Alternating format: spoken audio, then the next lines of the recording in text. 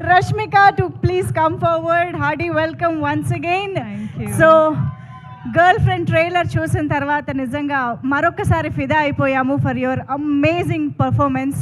కానీ ఇప్పుడు cinema trailer చూసిన తర్వాత చాలామందికి చాలా క్వశ్చన్స్ మళ్ళీ రీచెక్ చేసుకోవడం లాంటివి జరిగే టైం లాగా అనిపిస్తుంది. కాబట్టి అసలు ఏంటి బాయ్ ఫ్రెండ్ ఈ వ్యక్తి మనకి కరెక్టా కాదా అనేది ఎలా తెలుస్తుంది, అంటే ఎలా తెలిసింది? నాకు కూడా ఆన్సర్ లేదండి, దానికోసం ఆన్సర్ లేదు. మనము ఫిగర్ అవుట్ చేసుకోవాలి. కానీ మనతోనే అబద్ధం లేకుండా మనము చూస్తే మనం ట్రూలీ మనము లైయింగ్ కాకుండా మనము ఫిగర్ అవుట్ చేస్తే చెప్పేసాలి పార్ట్నర్కి ఇది కరెక్టా లేదా అని మాట్లాడాలి. It's what I think. What is Rashmika's type? Who is Rashmika's type?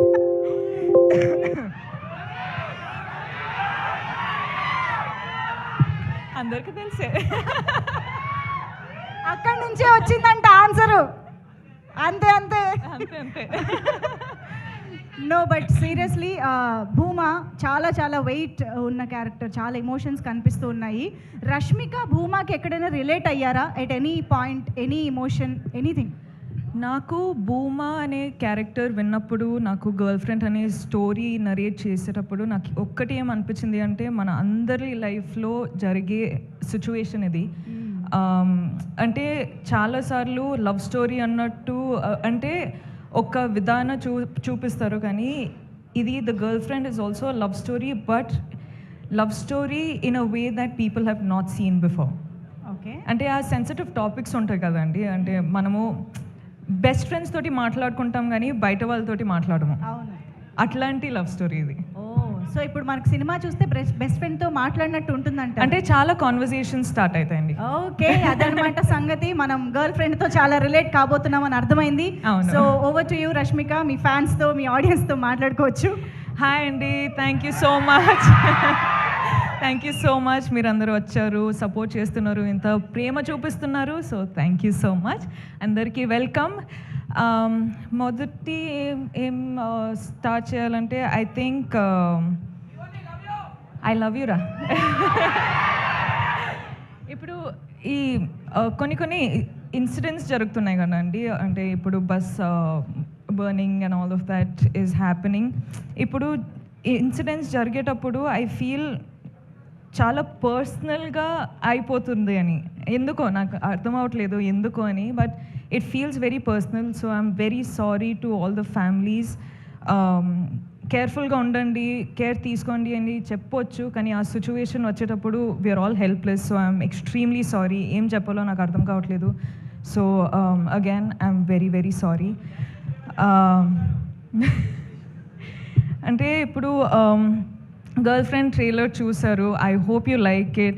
Girl friend అనే సినిమా, ఈ చాలా ఫిల్మ్స్ సెలెక్టెడ్గా చేస్తున్నాను, వర్క్ చేస్తున్నాను, కానీ గర్ల్ ఫ్రెండ్ వచ్చేటప్పుడు నాకు ఎందుకో ఇది చాలా చాలా ఇంపార్టెంట్ స్టోరీ చెప్పడానికి అని అనిపించింది.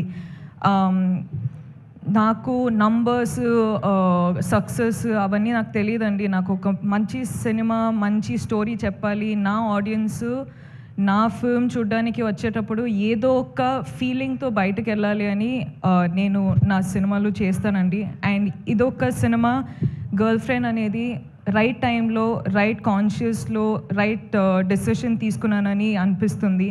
So I hope I have all your support.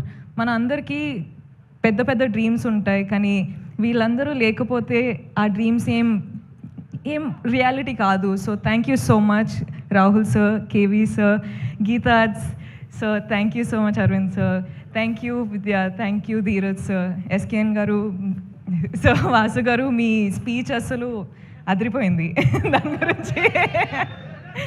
And thank you Dikshit, I love you too. Dikshit అంత మంచి కో యాక్టర్, నాకు చాలా సపోర్ట్ చేశారు. అను కూడా చాలా సపోర్ట్ చేశారు.